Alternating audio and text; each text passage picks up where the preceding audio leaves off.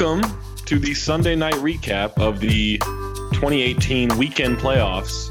That's a terrible intro. Jade, welcome to the playoffs. We're back. Sunday night recording.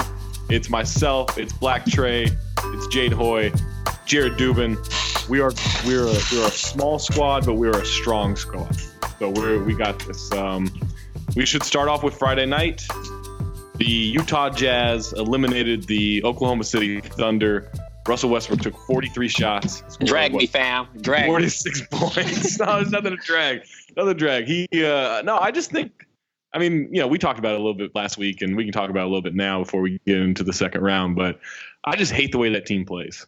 That team plays so dumb. Like, the team is just so dumb. They play like me and the boys. You know, when you got the fellas and you like, I finally get to play with my boys, but there's no structure. And it's like, right. You get some, go ahead, you get some. And you end up getting your ass kicked by the old vet squad that shares the rock. And that's exactly what Utah, obviously not to take away and outshine and ever call Donovan Mitchell an old guy. He was phenomenal. But he made those guys look very old. Yep. And then also exposed so much that we've seen throughout the year, but just on a bigger platform, if anyone didn't watch the Thunder play. Was somebody about to say something? Yeah. Jared, what did you think of Paul George's disappearing act? I got to say, I was way less interested in the game than I was in Carmelo's exit meeting the following day. Sure. That was, that's another moment. We can get to that. The Paul George thing was weird to me just because you at least I was in the building, like, you just kept waiting for him to do something. And every time he got the ball, it was just pass it off to someone else. Pass it off to someone else. And then every time he shot was like, it was somehow being passive while shooting at the same time. Like, I don't know if you could do that, but that's sort of what it seemed like. My thing is, if you're going to call yourself playoff P and that we forgot and you want this respect of playoff P, it was just completely shut down. Like, we got to the point of like, okay, now either Joe Ingles is kicking your ass or we're at the point of you just don't care and you just pretty much packed it in. And it was, I heard the commentator say, oh, but he has 7 assists and he's being passive. And I'm like, no, but he's shooting. Like, it was at points where he wasn't even looking at the basket, and I felt bad for Russ. And that was my whole sentiment of the whole I'm riding with Russ thing, because I know it was going to all fall back on him at the end of the day. But those dudes let him down, man. Well, Trey, that's the thing, too. Like, people were killing Russ for taking 43 shots in the game. No one else wanted to shoot. And that was Melo wanted to shoot, but nobody wanted him to be out there. Oh, yeah, nobody wanted to pass it to Melo. So right. Yeah, that's true. But, like, Felton I was just trying to get my jokes off during the game. Like, I was calling him layoff P because you can lay off of him and he'll still miss, or payoff P because he's going to take that L and then he's still going to get paid. He was invisible P to me. That's what it was, man, at that point, because it just was so bad. Like, for everyone, for the diehard Paul George fans, I'm like, okay, I'm trying to give him the benefit of the doubt. I don't want to drag him, but I'm waiting on him to show up. And then everybody's like, oh, Russell. But that was so entertaining watching him and Mitchell exchange. Oh my God, that buckets in the third quarter. Yeah, yo, the third. You were there, right? Yeah, I was there, and like. So he comes out and he hits I think he gets a layup first possession. Mitchell does, and then I think he hit a 3 and he got another shot, and then he hit another 3. Like, he had 10 points in a blink of an eye. And then there was a certain point where he had hit 10 straight shots, and you were just like he was hitting stuff, and he did that like up and under move after a spin in the lane, and like had that layup between two guys and everything. And it was just like everything he put up, it was going in, to the point where I'm legitimately sitting on press row. He hits another shot, and I think this was like the 7th one in a row, and then the 8th one in a row. I'm just laughing. Like, I was just laughing out loud. Like, there was nothing you could do to process what was happening. Like, it was so ridiculous. All I was doing was laughing. Aaron Falk of the Salt Lake Tribune at one point tweeted that I was the living embodiment of that Antonio Banderas GIF where he starts laughing. Like, he looks at the computer, starts laughing. Like, that's all it was. Like, I didn't know how to process what Mitchell was doing. And at the same time, Russ went for 20 in that quarter. Like, Mitchell went for 22. Russ went for 20. Like, it was crazy energy the whole time. I legitimately said, I remember when Russ couldn't shoot. And that's the thing about that. A lot of people are like, well, he still can't shoot. I'm just like, yo, he couldn't hit a 3 at one point of his career. And now he's fighting to stay alive in this, in this environment. He is super hostile. But at the end of the day, they were dueling. And I loved it. And it came down to, like, at the end. That's why I was like, I got to give it up to Russ. I was like, bruh, like, you competed. Despite all this other stuff, I mean, it was a snowball's chance in hell for them to force a Game 7. But I still wanted to, like, some way keep this series to go because it was so entertaining. Not because I wanted the Jazz to lose, but I know that they don't match up well with Houston. Yeah, that's a tough point one. In, like, the middle of Game 4 where I just didn't want to watch the Thunder anymore. Like, it became way too boring to see them on the court. I mean, Russ sort of salvaged that in Game 6 when him and PG basically just kept making every shot. But the thing about that game was, like, they just made every shot. It was not like there was some repeatable strategy that they had that they came out with that they could have then replicated in Game 7. And I thought that we saw that sort of play out throughout that game where, OKC's defense looked pretty good early, but once the Jazz sort of solved it, I guess, like, somewhere around the second quarter or so, it sort of seemed like, even though OKC did come back in the second half, it sort of seemed like the Jazz were really in control of the game for most of the time there. And then it was, Russ scrambling to keep them in it and then them scrambling to sort of figure out a way to get themselves over the top from the fourth quarter on. Yeah. What did you guys think of the no call on Paul George? Because I think it was actually. I thought it was a foul. So here's what I'll say. I think it was officiated the way I would like those plays to go, but since they don't officiate that way consistently, you got to call a foul there. Yeah, that Kevin Love has gotten that foul call, that exact foul call. Kevin Love's feasting off that jump to the side. I think Nate and Danny have talked about it throughout the playoffs. Like, Love has gotten that call like 6 times in the playoffs already. He gets it 100 times during the regular season. It's very hypocritical as a fan. Where you're like, I hate when that happens, or look at that, man, I hate this dude searching for a foul. But then also when it comes down to, in my scenario, as far as I was rooting for the Thunder, I wanted that play to happen. Like, I'm like, it's a foul because it's momentum. Obviously, the defender couldn't, change his momentum, but he got contact off of it regardless. And I know they didn't want to, like, send it that way, but that was the right play. You know what I mean? Yeah. Like, and it just sucked because it's like, I know. It's fun in games. Obviously, we want to root. Like I said, I want to see the positive of, like, not take away from Mitchell's game because he played an exceptional game for a rookie as well as a professional athlete. I hadn't seen that in a long time, especially for his, his newness in the league. And I didn't want to take away from that, but I wanted this series to extend so I can see the heated moments between Utah's fandom and,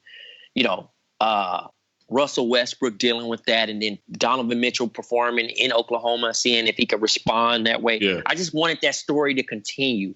I mean, I didn't even have to watch today's game to see that outcome. It's just like, certain teams match up well, and they will make adjustments, but I just think overall in the series, it's just like, Well, I mean, one thing I will say about that foul call too. Go ahead. No, go ahead. All right. One thing I will say too is, like, the Thunder didn't lose because that foul didn't get called. Like, first of all, there was, a million different things that happened in the lead up to it throughout the game. But then you also have to take into account, like, even if they do call that foul, like, first of all, there's like a 50-50 shot that PG misses at least one of the 3 free throws based on him being, like, an 80% free throw shooter. You figure he definitely somewhere around like a 45% chance of making all 3. Forfeited.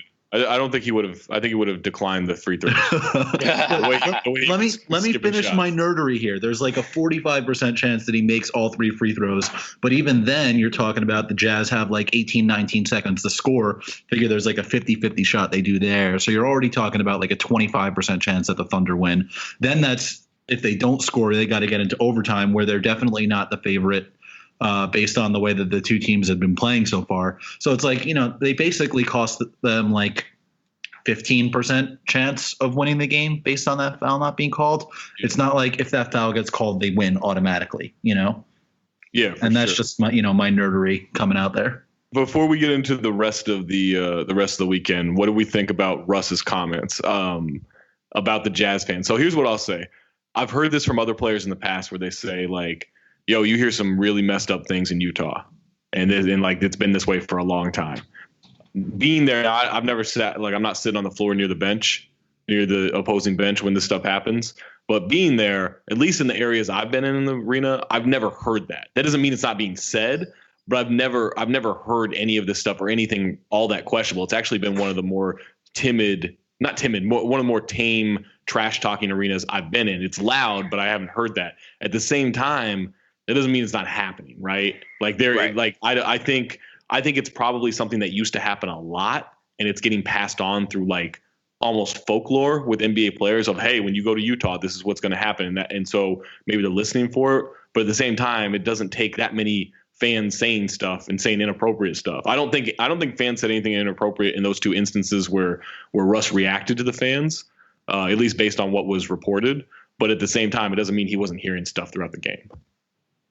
Yeah, I pretty much looked at it like every environment is hostile. I mean, that's just where you go, except you go in Atlanta or something like that. Or right, there's no fans in Atlanta. You know, like it's not really, I mean, because it's not sellout and it's not really prideful like that. But you're going to get trash talk everywhere. I do want to back, you know, Russ could have definitely composed himself. Obviously, he was frustrated with the loss and, you know, other things going on probably in his mind at that time. There should be some type of line drawn. You know, obviously the fan was trying to, you know, record Russ while he's walking, but it was kind of in the walkway. He was leaning out a little bit, right? Yeah, like, it was just a bit extended, but I mean, you know, I think Russ kind of went over and beyond. I mean, I am for not saying like, oh, hey, you know, you catch me out in the streets, I won't mess you up type thing. I mean, he didn't have to make that comment. But I mean, I think that fans should be held accountable for what they say and, you know, and don't try to be the boy, like pretty much go tell on the player after you've kind of poked the bear and the bear finally lashes out, you know.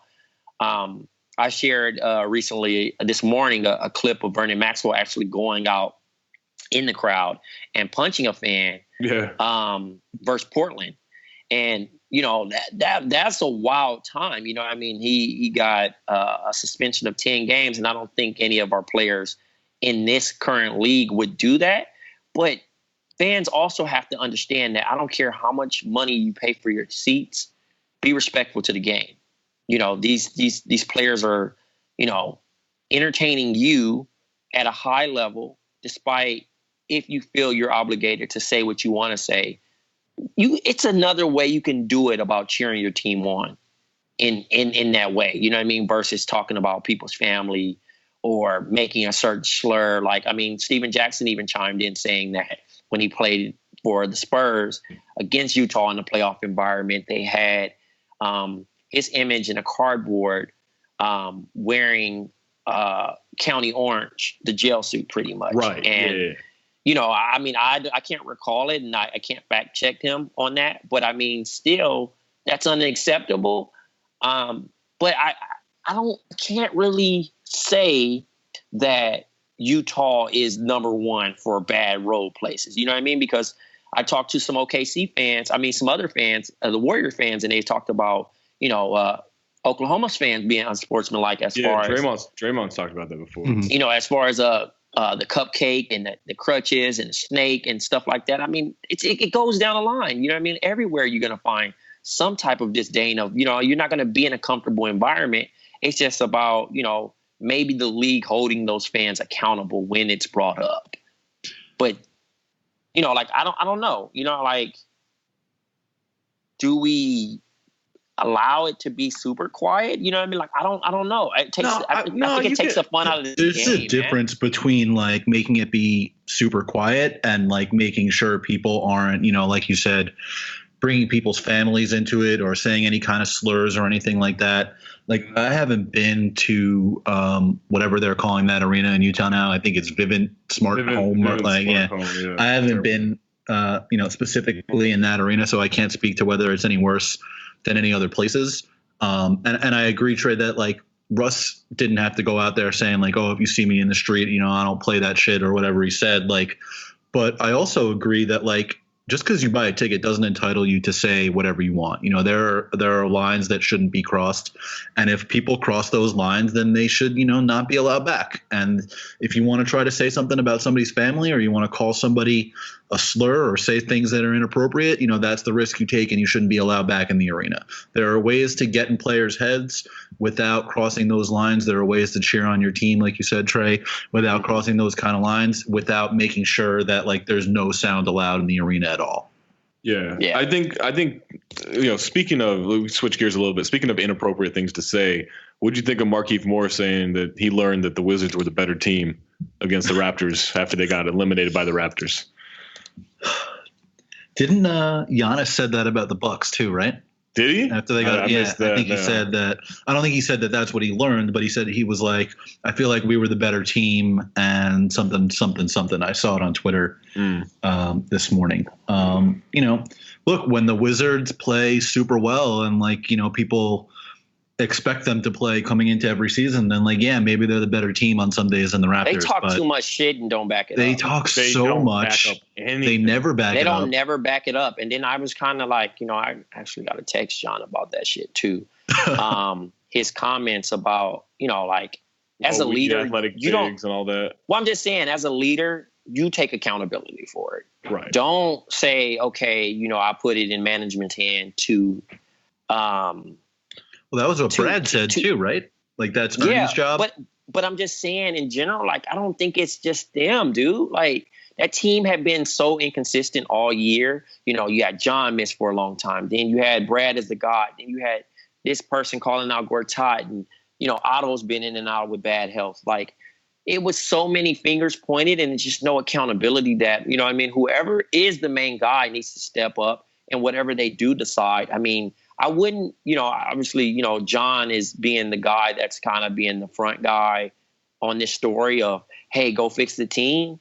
I wouldn't be surprised if they moved him as a culture reset. Yeah. I mean, it especially he has a lot on the table, man. I mean, you know, obviously I would love for him and Bradley to stay together, but it just doesn't work. Well, Trey, I mean, you know, once that money kicks in, that Supermax, like that's a lot of money. Like, I'm not saying he's not worth the Supermax, but on that team, when you have $50 million going to Porter and Beal as well, like, I just don't know that that's the right allocation of money if your goal is to win a championship. Now, if their goal is just to, hey, we're going to make the playoffs every year, we're going to be a competitive team in the first round, and who knows, maybe we'll go deep in the playoffs with this crew. That's they have the team for that, right? They were kind of similar to the Raptors to me, though. Like, I felt like every year they would get in the semis or Eastern Conference Finals and kind of wet the bed when they faced the LeBron James or whoever it may be, the team that they met. And it's kind of like, this is a every year thing. You know what I mean? Like, it's like, okay, how many passes do we give this particular roster? You know, they add a new guy, they add, you know, like, I just don't like it at all. You know what I mean? The whole death row DC movement of what's going on. And they never, you know what I mean? They talk shit about every team in the league. And I'm just, you know, I'm over it. You know, I'd rather see them produce than talk about it and giving quotes. Jared, what would you do if you're the Wizards? I mean, I do think some athletic bigs, like they said, would help, you know, even if they may not have gone about it. Let's go Otto for Boogie. Yeah, I mean, do you want Boogie coming off of that Achilles? Like, it's interesting. I think the ceiling certainly would be higher, but like at this point, like Gortat's got to go. I think those guys, I mean, it's been basically an open secret for a couple of years now. None of those guys all get along with each other. Like, John came out and basically was like, we need more athleticism up front. Gortat came out and was like, you know, I need to go someplace where they value big men because small ball is the worst thing in the world. Like, I think it's pretty clear, you know, if you want to read the tea leaves or whatever you want to read there, like, these guys have not gotten along for a while now, despite like the pick and roll chemistry that they actually have on the court. You know, I do think some athleticism on the front line is in order, but I also don't know how you're getting it. It basically means, like, if you want to keep John and Brad together, then basically the answer is like you got to package Otto and Oubre for I don't even know who. Like, you know, who knows who's going to become available this summer. I don't see an obvious answer out there, though. Right. Yeah. I'm done with them. I don't want to talk about them until next season. Yeah, that was pretty draining, and I'm not even a Wizards fan. Right, exactly. Yeah, it's just a depressing thing to talk about. They're shutting down House of Cards. We can shut down the House of Guards too. Exactly. Speaking of depressing, the Milwaukee Bucks. They had a chance. Game 7 had a chance, and here's what I didn't like about it. I just didn't like the way Giannis played. I thought Giannis was real tight. He couldn't get around Shemi Ojale. He couldn't get around Aaron Baines. Like he was exposed. He was exposed. Like it's not that. If you don't get him in the open court, like it's not that he can't do anything in the half court, but if you can't get him in the open court to get a few easy buckets, like I tried to tell y'all, everything is tough, and that team just doesn't have the playmakers. It didn't help that they threw Jason Terry out there for 20 minutes in a Game 7 in the year of our Lord 2018. Jared, he's the only one you can trust. Prunty loves that man. Prunty loves that man, bro. Look, you can't say everything off this, but like his plus minus when he's out there, he's the only reliable one. Like he sucks at this point in his career, but he's someone the defense. But he won't hurt making a shot. Yeah, but he won't hurt. Yeah, he doesn't hurt. Like he may help. He probably won't help, but he doesn't hurt. He definitely hurts on defense. Over like who? Like Brogdon wasn't stopping anybody. Delly wasn't stopping anybody. Oh yeah, Delly looked like shit in Game 7. Yeah, like Snell was terrible. Like I mean, B was in the doghouse. I was like, geez, what is going on there? That's the thing. Like if you're gonna throw Jet out there and you're gonna dust off whatever's left of Delly's body during this season, like at least give Brandon a shot, right? Like you got to empty the chamber, right? You got to try every combination you can because nothing was working throughout that game. And they just couldn't crack. Like you need someone at some point who can make a play for himself or for others. And Giannis were the only guys doing that. A lot of Bucks fans felt like I was targeting Giannis and saying like, he doesn't have shooters. He doesn't this. And I'm like, okay, you guys are making a lot of excuses for it. That series. The Celtics they were missing their first and second best player, right? And wait a minute, Al Horford was out? I'm talking about Hayward and Kyrie. I know. Oh, yeah. No, but Horford looked great. He looked better. Awesome. He looked like the best player on the floor easily. And that was my thing. It was like, come on, Giannis, we praise you. We had you in top, the first couple weeks of NBA season. People were like, oh, Giannis MVP. He's going to take off. And I never seen it, and I watched their offense and they're running high posts off him. And he doesn't really create. He doesn't make anybody better. He doesn't, obviously he's getting what he can get, and that's kind of late game stuff, but his jumper's inconsistent. Again, his jumper is robotic. It's not even as it's so slow to get his jumper up. Again, people are saying, oh, he's 23 years old. Like, I don't want to hear about his age. He's been around the league enough. But what is he going to do to get better? I need him to separate himself from other people if he wants to be a superstar. Yeah, and he's still great, but it did get exposed a little bit. It's funny, like, Jared, I wonder what you think about this because over the years it's been, hey, man, what if Giannis is a point guard? You have a 6'11" point guard out there doing all this stuff. Hey, what if Giannis is like this point center? What if he's out there playing the 5, but he's running the offense, all this stuff? And at this point, I'm like, just make this motherfucker a forward. Like, just like we don't have to get cute with him trying to reestablish all this. Like, so that was the most awkward thing ever. It's like, no, he's not a point guard and he's not a center because he couldn't guard Al Horford. It's like, no, just put him on the wing and let him do some stuff and fill in the gaps around everyone else. I think that the benefit of Giannis is that you don't necessarily need him to be full-time a point guard or a center. It's that, you can play lineups without a point guard and have him run it. You can play lineups without a center and have him play there. Or you can play lineups with, one of those two or both of those two because of what his skill set is. It unlocks all different kinds of combinations that you can use. You don't necessarily have to go out and get what we would now consider a traditional point guard, the guy that runs 1 million pick and rolls a game and has full control over your offense. You don't necessarily have to get like a traditional, what we would now consider a traditional, rim run, pick and roll center that, protects the rim because he can do some of that too. And it allows you to spend money elsewhere. The problem is, and Zach, we talked about this on Twitter, they have basically wasted the entire surplus value of Giannis on guys like Dellavedova and Teletovic and Henson. And, the entire benefit that his skill set brings, the fact that he outperforms his contract by 150% or something like that is all wasted based on the bad contracts that they've given out. And they don't really have I don't want to say horses because that feels weird with the fact that they're the Bucks. Right. They don't have the deer. Yeah, they don't have the deer to be able to play the kinds of creative lineups that you should be able to play with Giannis. It's basically the only guys that fit that sort of mold are like Middleton and Jabari only tries in Milwaukee can only make shots in Milwaukee and doesn't try elsewhere. Yeah. His next contract's going to be interesting. This shit is out. As for I blame all of it on Jason Kidd on trying to create the big guard. And when they actually got guards that could actually bring it up, I didn't even watch many of the games until Brandon joined. And his first game actually as a Buck, he was trying to bring the ball up and Giannis waited.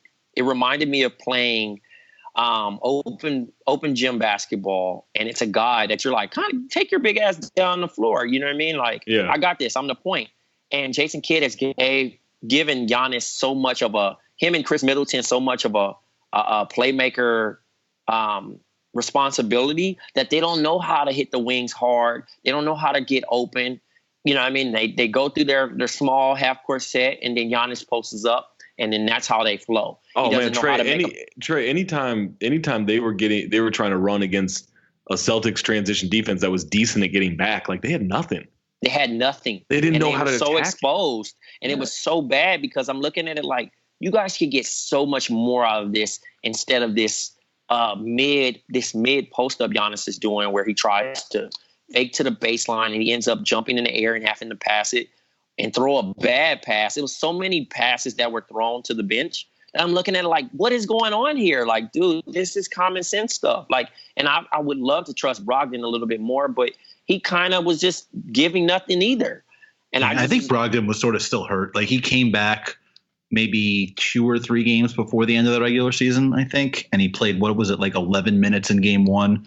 And he didn't seem right throughout the rest of the series. But, one of the things that stood out to me, though, was Bledsoe still does not know how to modulate the speed that he has. And that's a big part of what you're talking about. He's not a point guard to me. You need someone to control the pace, though, like you're talking about. When they got Bledsoe, he was supposed to be that guy, and that really did not work. I mean, in the first couple games of the series before Smart came back, Rozier and Larkin just ate Bledsoe for lunch and dinner and dessert and anything else that you want to eat. Yeah, and then when Smart came back, it got even worse. I mean, he just goes one speed. That's the thing. So if you match that speed, he's easy to handle, right? Yeah. It's just more so because you know what I mean. Even watching him in Phoenix was more so okay. He's a one-man fast break, and that's what he does. Or sometimes he takes bad, ill-advised threes, but he's not looking to get anyone better. He's a shoot-first guard. He's an undersized 2 guard, a very undersized 2 guard. Yeah. And, right now it's just kind of okay, he's the best available guard that you have as far as scoring-wise, but that doesn't help Giannis. It doesn't help the other guys try to get better. You know what I mean? When you would see Jabari has to run off stuff. Tony Snell has to run off stuff. If you're not getting those guys active, they're useless out there. Also, but Trey, they don't have it. They don't have a system to run guys, right? There is nothing. Kidd didn't have a good system. Prunty obviously didn't install anything when he took over. Yeah. I don't know if necessarily this is the right play, but I would love for them to go get Mike Budenholzer, who's gone from Atlanta, right? Because at least whether it's a good fit or not, or whether they have the personnel or not, at least that is a real system that could maximize what Giannis can do currently. Right. Even if he doesn't get better. I said Fizz, but that's fine. Yeah, I wanted New York to get booed. Yeah, I wouldn't mind. I wouldn't mind Fizz. Right. I wouldn't mind Fizz, but I think I want to see that definite system and definite that you at least have the identity of that team. And that's the thing is just the identity of the team has been, hopefully Giannis will do something for us. Yeah. And that doesn't work against a defense like the Celtics 4 times out of 7. For sure. Didn't help that they kept throwing Tyler Zeller out there, in the flying in the face of all available evidence. Who else is there? I would have kept Don Maker out there. Maybe, I don't know. He made a lot of mistakes. Like, I think I'll live with that. Look, I don't think you need to get outscored by 13 points in Tyler Zeller's 4 minutes in Game 7 after, it didn't work at all in Games 3, 4, 5, or 6. Like, there's just no point in that. Zach, you got to look at it like this, too. If Don doesn't play, they're not in that position to even play Game 7. Mm-hmm. So I'm living with the bats of Don. I'm living with the bats of Don. I just think there's a limit to what you can expect him to do against Al Horford, right? Oh yeah, no, Al was all over the place. Like, he was inspired. And you can't throw Giannis at the 5 against Al Horford. Like, Al was just feasting on him. So you got to do something there. Yeah. All right, let's get to Saturday night. The Golden State Warriors reminded everybody who the Golden State Warriors are by destroying the Pelicans. I mean, that was a clinic after that first quarter. I thought it was very close in the first quarter, and then they just made the adjustments, like, settle down, let's go, let's do what we do. And they had no options for them. And that's the thing about what's so great about Kerr's system is that, man, it doesn't matter who you plug in there. They all are high IQ basketball players. You know what I mean? Like, not robots, but they just get it going. They share the ball so well, and they expose so many defenses with the ball movement. Like, it's beautiful basketball, but it's also annoying because you really are kind of fed up at the point, especially myself. I love watching the Warriors play, but I'm also irritated that they're so good. Right. I thought, I found 2 things about that Game 1, or I guess 3 things about that Game 1 really, really interesting. The first one was one of the big reasons that New Orleans came out and just kicked Portland's ass in that first series was they just have so much more size than the Blazers on the perimeter. So Rondo and Holiday were able to use that, both their size, their length, their physicality, to really knock Lillard and McCollum off their games. And Ejuan Moore did a great job of that too. Ejuan Moore too, exactly. And because so much of that offense is based around sending guys off screens, whether it's on or off the ball, and none of the guys setting those screens, whether it was Nurkic or Aminu or even Mo Harkless after he came back, none of those guys were really threats to do anything. That allowed them to send even more size at Dame and CJ with Davis and Mirotic, and that really, really overwhelmed the Blazers, and that all of that contributed to the Pelicans really just taking control of that series, and the Blazers never really had a chance. None of that is true against the Warriors. They do not have a huge size advantage on the perimeter, especially with Steph out, because he's the smallest among their perimeter guys. So automatically you have a little bit less of an advantage there, and because of that, they're also not doing quite as much on-ball screening as the Blazers do. So there wasn't as much opportunity for Davis and Mirotic to just smother everything coming out of those pick and rolls. So, already the big advantage that New Orleans had in that first series, the one that made people think that they could maybe give Golden State, a series in round 2, all of that was negated just by the fact that Golden State's roster is different. And that's something that people, I think, tend to forget about when you see somebody play really well in one round, is that the next series has nothing in common with the previous series because of the differences in rosters. That said, I thought that it was interesting that the Pelicans seemed to recognize that, and they came out with a much different defensive plan than they had against Portland. Now, it didn't work, and all of the switches that they were going to, they wound up with like KD posting Drew Holiday in the mid post, and like, they were saying 5 inches on the broadcast, pretending that KD is actually only 6'9" when he's really like 7 foot. He's got like 7-8 inches on Drew and literally could just shoot and doesn't even notice that Drew's there. So that kind of stuff didn't work. But I did think that it was good that they recognized that they couldn't just do the same thing that they had done to Portland, and they had to come out with a different plan against a different opponent. So those were the first 2 things. And then, during the game, people were freaking out like, oh my God, the Warriors come out, they're kicking ass. Like, why did we find this surprising? Like, throughout the entire year, everybody's like, Houston's the only team that has a chance. And then they're like, oh my God, I can't believe they're killing the Pelicans. Like, the Pelicans became good 2 weeks ago. Right. We became numb to the idea of the Warriors being great still because they didn't meet expectations this year. Right. And a lot of that was injuries or whatever, but they just they slow played the season, and that, and because of that, we, we're just kind of like, oh yeah, the Warriors are here. Oh yeah, they'll probably be fine. And then, yeah, of course they're better than Pelicans. Even without Steph, like of course they're better than the Pelicans. Pelicans look great last round, but of course the Warriors are gonna win. Trey, what do you think is gonna happen in terms of bringing Curry back into Game 2?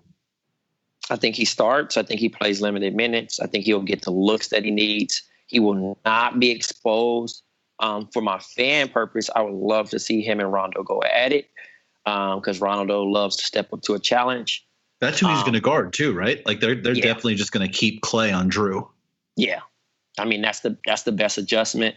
And then also, I don't want to say it's going to be a sweep, but I believe it's going to be a sweep. I think the 2 games in New Orleans are going to be very close. I think Brow does what Brow does. I think Drew Holiday, who he played pretty solid, but it's just not enough. Like I said, matchups are a different story. You know, people expect the Warriors to get the same outcome as the Blazers, and it's like, nah, bro, this is a team. Not taking anything away from the Blazers because the Blazers had, you know, a pretty fair season, and you know, definitely didn't. I felt like they peaked early, but when you're playing against the Warriors, you can't afford to make mistakes, and there are a lot of unforced turnovers that the Pelicans experienced early, and you know, once they get it going, like Clay is having fun out there. He's shooting the basketball. He's being aggressive while Steph's out. And then you can't do nothing with KD. And then Dre with the triple-double, he's effective. He's live. Like, they hit the switch when it comes. You know what I mean? Like, a lot of people or the Warrior fans are like, oh, they're playing like shit. I'm nervous. You know, we need Steph back. And it's like, come on, man, have faith in your team. These dudes been here before. They know when to flip the switch and go. Yeah, and Dre was a monster in there. He was all over the place. Like, I don't think people kind of slept on it. He was amazing in round 1 too. Yeah, he was really he's good. like Marcus Smart to me, man. I hate him, like them playing against my team, but I love them if they're on my team because they're doing everything. They're getting the 50-50 balls. They're active. They're sacrificing the offense for the greater good of the team. Like, man, they make it all work.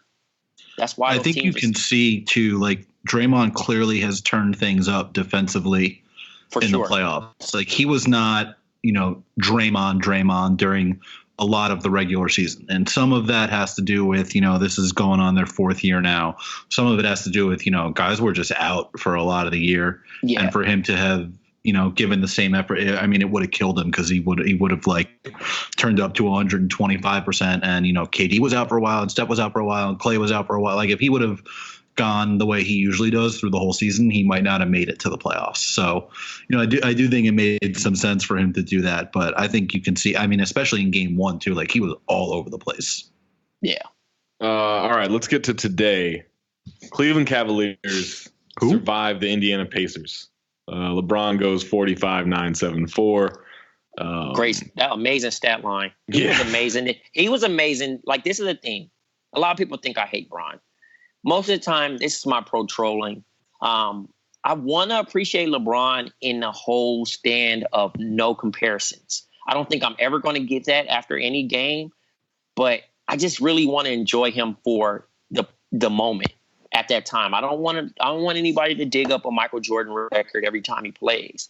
I just want to, genuinely enjoy LeBron James at his greatness at that point. I don't want to hear like, oh, he made this better than Mike or he did this better than Kobe.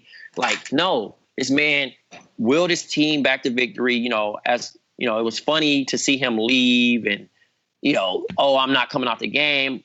He was exhausted. He had given his all. He did what he had to do. On jokes purposes, I would have loved for the Cavs to lose just to like make fun of their fans because some of the fans get annoying. But in all actuality, LeBron is going to shatter all these records. He is going to continue to be great because he's a great player. And that's pretty much how I view things, man. Like, I mean, this dude is going to continue to succeed. I know he has a bigger challenge now ahead of him. Who is he facing? The Raptors. Yeah. He'll be a little more prepared for him, but I think that he still is going to be dominant throughout this playoffs. Hey, Jared, do you know who's wearing number 13 for the Cavs today? Because I hadn't seen that player in a while. Shout out to Tristan Rodman. Who's that guy? That's Tristan Rodman. Tristan Rodman, okay. He was in the club, I think. I saw him there. I hadn't seen him in a while. I didn't recognize him out there. I I feel very similar about the Cavs right now as I did to the Thunder in the middle of that series. Like, I just kind of don't want to watch them play anymore. But I don't want to watch them play, but I want to watch LeBron. Exactly. Like, I was talking to, my dad had called me before this game, and he was like, I want them to lose. I want to see somebody else in the finals. And I was like, no, you don't. Like, you don't really want to watch the finals without LeBron. Like, that's just not something you want to see. Like, I don't want to see any of the other Cavs there, like you said, but you can't be like playing basketball in June and not have LeBron there. I do want to get a quick note in here. This is something that I was looking up during the game because it sort of became clear that LeBron was either going to go all 48 or pretty close. I got LeBron's Game 7 stats in his career here. Surprisingly, this was only his 7th Game 7 of his career. He lost the first 2, and he's now won 5 in a row. He has played at least 41 minutes in all 7 of them and at least 44 in 6 of the 7. He's averaging 45 minutes a game, 35 points, 9 rebounds, 6 assists, 2 steals, and a block in those 7 games. So he's pretty good. He's fun. And they've won, like I said, they've won 5 in a row now. So, yeah. Oladipo had a great game. He was phenomenal. Darren Collison had a good game. Bogdanovich didn't show up. Miles Turner was terrible. Yeah, he was bad, man. Yeah. Oh, yeah. And I think Thad Young getting hurt in the first half really hurt them. He had been so good throughout the series, and he was like short-arming jumpers in the second half. It didn't seem like he could move quite as well. Yeah. What do we think about – do we think the Pacers keep this up next year? Because this is the kind of my question with them is that they can go into like you can have those years. It's almost I don't want to compare them definitely to like the 2013-14 Suns because that team didn't make the playoffs, right? Like they won 48 games, so they didn't make the playoffs, but they were a surprise out of nowhere, right? Everyone thought they were going to tank, and then they were really good, and just the West was crazy, so they didn't make the playoffs. I do have a little bit of concern that this may be a similar situation in which we see a big regression next year, but at the same time, I don't know what they're going to put together this summer. So don't change too much. That's my only advice. Don't try to load up too much. Fill your needs, whatever you have to, you know what I mean? Like whatever money's available. Like I respect Vic and what he did for that team. You know what I mean? He definitely gave them a new, made them respectable this season. But also to a certain extent is that you have to add in there. How can you get better? You know what I mean? Whether it's finding someone that can complement Lance Stevenson with the second unit or improving, not overhauling with the first unit, because I think they have enough. I think just certain guys need to get better. You know, like if Victor Oladipo says he's not taking any days off, he needs to bring Miles Turner with him or guys like Thad Young. You know what I mean? Like they need to just have a mini camp immediately after, take a week or two off and get right back to it because mediocrity is not the place. The East has continued to get better, especially with the young Sixers and the Raptors improving each season. And Boston should be even better next year. Oh my God. The two All-Stars back in Boston next year. That's the Death Star right there. And then you got the two young guys that are playing with tons of confidence. And they're going to have, another top 10 pick, most likely. I think that the thing that differentiates the Pacers from that Suns team you mentioned, which is actually a pretty good analog, considering the unexpected success, is they have so much money available this offseason if they want it. They could do a lot of different things, not necessarily going out and signing anybody for big money, but when you're under the cap, you can make trades. You can extort teams for draft picks or good players by taking on their bad contracts. Like Al Jefferson, that $10 million he's got coming to him next season, that guy's gone. Darren Collison, if they don't want to pay him $10 million to be their starting point guard, they think they could do better than that, which I think they can. Then he's gone. Bogdanovich, I think he played well for them this season, and he should probably come back. Only $10.5 million, but if they don't want him back, they can get rid of him too. Even guys like Thad Young and Corey Joseph, they have player options. They have player options, so they're probably going to pick those up. Lance is a team option. Joe Young, team option. Like they got a lot of maneuverability this year, and that's something that I think they can figure out those things, Trey, like you said, so they can keep things together but improve in the right places so that they don't stagnate from what they were this season. And I think that's really good for them. Yeah. All right. Let's go. Well, real quick, what do you think Cleveland does against the Raptors? They'll win in however many games LeBron allows the series to go, because that's what happens with LeBron and the Raptors. Yeah, I picked the Raptors to go to the NBA Finals, so I'm gonna just stick with it. I don't want to change it, but I'm kind of fearful that LeBron is going to end my plans. Yeah, I mean, this Cavs team sucks, but LeBron is good enough to where I'm just like, man, he'll find a way. And, I'm gonna run with LeBron on this until he finally does lose the East, and then it'll be like, okay, got that one wrong. But I'm just there's no real rhyme or reason to it other than I just believe in LeBron at this point. It's not a knock on the Raptors. It's kind of hard. It's kind of hard to go against him, dude. Because I mean, he answers each time, you know. He's only done it 7 years in a row. Right. Like. From a team standpoint, it makes no sense because this Cavs team sucks. Yeah, they're so really bad. What do you think about the options that Toronto has to throw at him? Like, it's kind of crazy to me that OG and Siakam, who have a combined 150 games of experience, are probably the two best options that they have to throw LeBron, and that's going to be interesting. Times, I actually think CJ Miles can do a decent job with help because he's a smart, not that he's a good defender, but he's a smart enough guy he can funnel to help. So I think they have a few options, but we sort of saw what happened with CJ though last year when he was on the Pacers, though, right? Like they tried that for a little bit. But that Pacers they weren't prepared to defend this Raptors team, right? No, yeah, that's probably true. I mean, if you get Ibaka and Siakam out there and have them helping all over the place. Yeah, and Valanciunas can defend pick and rolls pretty well. I just think within the Raptors defensive scheme, it makes a lot more sense. It's all right. I was impressed with what OG did against John Wall. So, obviously LeBron's a different animal, but, he seems to be up to the defensive challenge so far in the playoffs. Yeah, he's solid. All right, and then today, a 36-hour turnaround, which is their fault because they blew a 25-point lead Wednesday night. They could have had 2 extra days. They could have had Ricky Rubio's hamstring maybe healthy enough to be fine in this game since he hurt it Friday night. But 36 hours later, after taking down the Thunder, they got to play an afternoon game in Houston. Houston went up by 27. I actually liked a few of the things that Utah did in this game. I thought there are a couple things they can build on for next game in terms of they allowed a high percentage from 3-point range, but they didn't allow a high volume of 3-point shots compared to what Houston really does. And I just think they can do a little bit better inside on their own offensive end of the floor to kind of even some things out. But man, James Harden was just absurd. Oh man, he's a delight, and he's also annoying to watch. Because he lives at the line. He's not the foul. He's not he doesn't draw fouls in the annoying way he did 2 years ago, but it's still not totally fun when he's doing that, right? Right.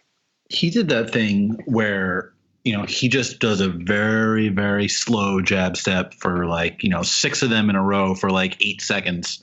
And then all of a sudden he just hits a 3 over you. He did that 4 different times in this game, which is just that's very boring to watch. But then, if you're actually watching for that, it's pretty incredible. Just that he just keeps jab stepping with different angles to the jab until he gets the guy to open exactly as he wants him to open. So he has just enough space to get off that 3. The technicianry of it. That's definitely not a word, but that's not a word at all. No. You know what I'm trying to get at there? It's just so impressive the way he does it. You can tell he's just testing the guy and trying to get him to open his stance just 5%. So that he can't get his hand up to block the shot. And he did it to Ingles. He did it to Gobert. He did it to Favors. He's so freaking good, man. And he did this thing to Gobert that Paul George had done in game 1 and then didn't really do much of for the rest of the series, where, he went out and snaked to pick and roll and then faked like he was going to go drive to the basket, back Gobert up 2 steps, and then all of a sudden he hopped and stepped back behind the 3-point line and hit a 3, and there was nobody within 5 feet of him. That's the kind of thing where, that's such a combination of skill and athleticism and scouting and knowing exactly who your opponent is and being able to put it all together within like 1 second inside of your head to know that you need to take, that side dribble and then take a step up and then hop back and get that shot up before like the best defensive player in the league can get out to challenge you. Like the technical artistry that he has is almost unmatched right now in the league. Like it's ridiculous. Yeah, no one really doing what he does, right? Like it's a completely unique way of attacking. I am interested to see what the Jazz have in game 2 because they'll have 2 days to prep. They don't play again until Wednesday. Mm-hmm. Rubio may be back, although I don't think he's going to come back until Friday. There was Tony Jones said over the weekend like he might not be back for multiple weeks, right? I think the prognosis was 10 days. Like it could be as many as 10 days, but it really truly is a day-to-day thing because this is an old injury that's cropped up again this season. Right. So I don't expect him to play, but if he does manage to get out there, it's at least another playmaker because that was the Jazz's biggest problem in the first half is that, well, I mean, one, they gave up like 64 points, but two, they just couldn't get ball movement going. They couldn't move that Rockets defense side to side. So I am curious to see if they can steal a game in Houston in game 2 to kind of, maybe stir up those postseason failure demons again. That issue is sort of like a similar one that cropped up. We talked earlier about how the different roster from series to series meant that New Orleans didn't have the same advantages they had in round 1. I mean, that inability to, move the defense side to side against a switching defense is something that we saw that cropped up in the second half of game 6 against Oklahoma City. And that was a huge reason that the Thunder came back and won that game was because they put Grant out there and they started switching everything. And all of a sudden the Jazz, other than Donovan Mitchell, couldn't create going just one-on-one against anybody. And I think you saw a similar thing in this game. And once Bahamute was out there, you know, Mitchell didn't create quite as easily as he normally does either. Well, this is why I want to see Joe Ingles just run a bunch of pick and roll for them in the middle of the floor. Like, because he's one of the best distributors in the pick and roll in the NBA this season. Like, he was incredible at it. And it's not like they have, like, you couldn't do that against the Thunder because Paul George was all over him, right? Mm-hmm. You can do that. Like, you know, Ariza's fine and Bahamute is good, but you can run a lot more with Joe Ingles in the middle of the floor. They did it some in the first half. He backed, I can't remember who it was. It might have been Capella, where he came around a screen, backed Capella off. All of a sudden, he just pulled up for a jumper. He hit a pass to the corner a couple times too. Like, it's an interesting move for them because usually he's the guy in the corner and the guy that, you know, stretches the defense and makes them pay if they, you know, suck in against Gobert. And to have him at the top of the floor changes things a lot for them. But if Rubio's not out there to be the guy firing that pass, then, you know, maybe he has to be the guy at the top. Yeah. Trey, how long do you think this series goes? Did we lose Trey? I think he goes 3 games. 3 games? 3 games. I think we're going 6. But I think Rubio will be. I think they'll win. I think they'll win game 3 for sure. I think a lot of this is going to depend. Like, do they come out and get smacked again in game 2? If that happens, I think today was always going to be a blowout because I agree. Like, turn around 36 hours, they had to travel. Like, you know, you can make all these excuses, and Houston is the better team. I don't want to take away from Houston, but today was always going to be a loss. And I think that's why I don't think Utah tried a whole lot in terms of special game plan. Like, I don't think they showed cards at all. I could be wrong about that, but like, I don't think they played in this game how they're going to play the rest of the series in terms of schematics. I agree with you on that. I also wonder, like, are they the kind of team that is necessarily going to change a ton of what they did against Oklahoma City to play against Houston? I don't know that they. I think so. I think Quinn is very adaptable. No, I think that, you know, more so offensively we'll see things that are different, but I don't know if they're going to change up their defense all that much. Like, their defense is good because their defense plays the way their defense plays, and it's so hard to be able to get anything going downhill against them just because all they do is like make you go try to challenge Gobert, and you can't do that because he's Rudy Gobert. Like, I don't know if we'll necessarily see a ton different on that side, but if they can get into that Houston defense, like you said, and move it side to side, that's something that I think could work well for them. But I think a lot of that might depend on having Rubio back. Am I back? Yeah, you're back. All right. I don't know what was going on right there. I tried to talk and I don't know. Whatever. I have this series going. Oddly, I feel like the Rockets are going to trick off 1 or 2. So I'll say Rockets in 5 at best. I feel like Rubio is going to lead them to a heroic game. And I think we'll get a Donovan Mitchell game again. Yeah, one of those games. But I'll say Rockets in 5 at best. Can we just talk about Mitchell for like 20 minutes? Yo, he's so good. Yeah. So are we still on Nicole, or does he just deserve Roy? No, I mean, I think either Ben Simmons or Donovan. I think Ben Simmons will win it, but I think either one wins it. I'm fine. Like I don't really care at this point. Both are awesome, and both are going to still be on their teams. I want Jason Tatum to win because I find Jazz and Sixers fans so annoying about the whole thing. Oh yeah, it's not like Celtics fans. Celtics fans certainly aren't annoying about that kind of stuff. Oh well, they would be, but nobody thinks Tatum will or should win, so they haven't been talking about it. Yeah, well, this is just award culture anyway, right? Like this was Rockets and Thunder fans for MVP last year. We just get into this thing where but Rockets fans have gotten over that. They never talk about it. So. Right? Yeah, no.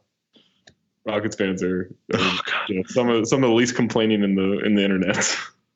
Even after the Thunder lost, I can't remember who it was on Twitter, but I saw somebody like, Westbrook came out and he took his shots and he got his triple-double, so that was a great job. Like, just shut up. Like, Harden's going to win the MVP. Your team won 60 whatever games. You're almost definitely going to the Western Conference Finals, where if you beat the Warriors, you're definitely going to win the title. Like, why does everything have to be about dragging down someone from another team? It can't just be about, like, your guys being good. Like I don't understand them. It's where we are now. It's where we are as a sports culture. Back to Donovan Mitchell though. That dude's spin move. Like, can we talk about this? Like, Tony Parker had the best spin move in the league for whatever it was, like 10 years. I feel like John Wall took it over for a couple of years, like before he started getting hurt. Donovan Mitchell is the best spin move in the league right now. He's also like one of the best finishers, I think you can project him to become one of the best finishers because he does it's not quite as extreme and fancy like Kyrie, but it's and I mean this in a compliment because it's the same finish every time. Right. Yeah. That's where it reminds me of Goran Dragic. Where Goran Dragic for like 3 years straight was, I think, the best finishing guard in the NBA. Or maybe best finishing point guard. Everyone was saying, "Oh, it's Kyrie," but like percentage wise, it was Goran, and it's just same finish every time. And Donovan's very similar in that way, where he knows that one angle that he always get to, and he's so slippery in between contact that it's a bucket. He gets to it like in different ways, but like it's the spin, and then it's like the sort of extendo arm layup that he just drops in off the glass before the guy can challenge it. I mean. It's unbelievable, man. He was getting Corey Brewer with it, obviously, early in that series, and then he got PG with it a few times throughout the rest of the series. And whenever they switched somebody on him, he got them with it. Like, I don't know how you stop it. Like, he's just going in a straight line one way, and then all of a sudden he's completely turned around and he's past you. Like, it doesn't make sense how he's able to do it so quickly. It's ridiculous, man. Trey, is he the most exciting young guy, or is it Ben Simmons? I hate to call him Baby Wade, but it's the same game. It's the same. It's his favorite player. Yeah, and obviously, it's the same thing. It's kind of like where you mimic your idol, and eventually you will, later on in his career, will be kind of bringing it up against Wade and kind of mirroring it and seeing how freakishly they are similar. But I just really want to call him Donovan Mitchell because he's just one of a kind. I mean, he's gonna lead the league in scoring some year. I think they're gonna win 60 games with him. I think he's super likable because he's humble, and he's such a fan favorite. It might also get annoying to certain people, like, why is he so humble? Or I hate this nice guy act, and they want him to slip up. But I'm a big fan between those lines. He shows a lot of heart. He competes. He's accepted Utah Jazz as his team and the community. He loves it, like legitimately loves it. Yeah, because it's most guys, what I mean, like, especially being that young, you got so much other things that you're thinking about outside attractions, and he's kind of made it.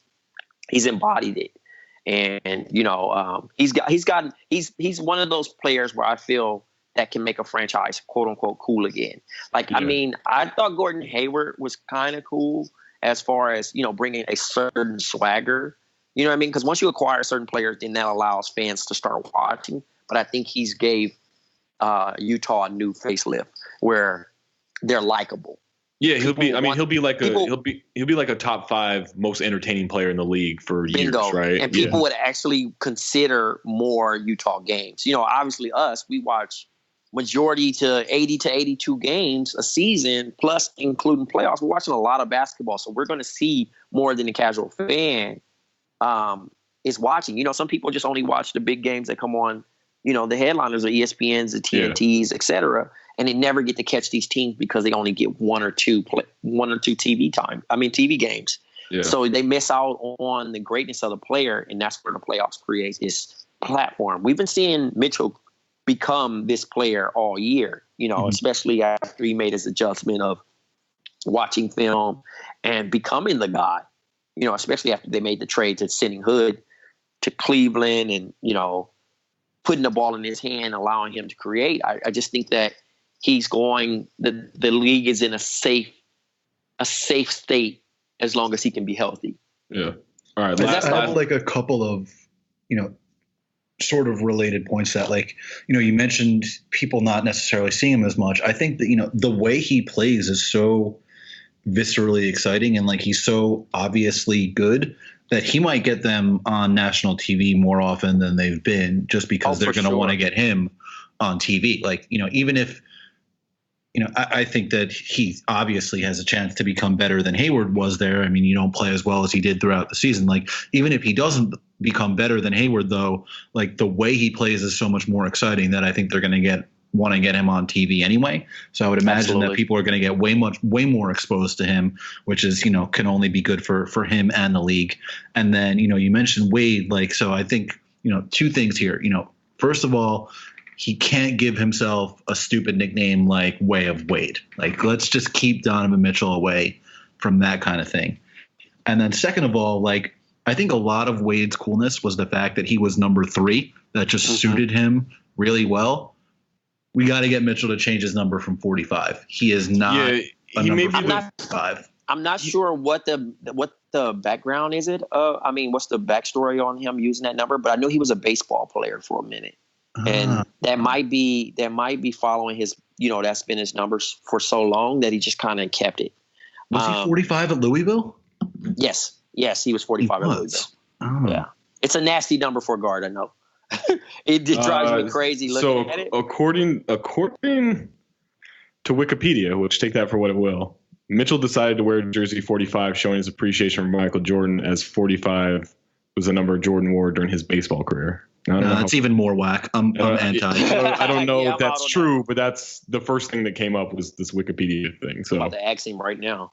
And that's we gotta get this guy to change his number. 4 + 5 is 9. Make him number 9. That's fine. Yeah. Nah, that's Byron Russell number though, man. I'd rather him. 4 divided by 5 is 0.8. Make him 0.8. What's a cool number for him though? I would like Ricky Rubio's 3, right? Yeah, Rubio's 3. Mm-hmm.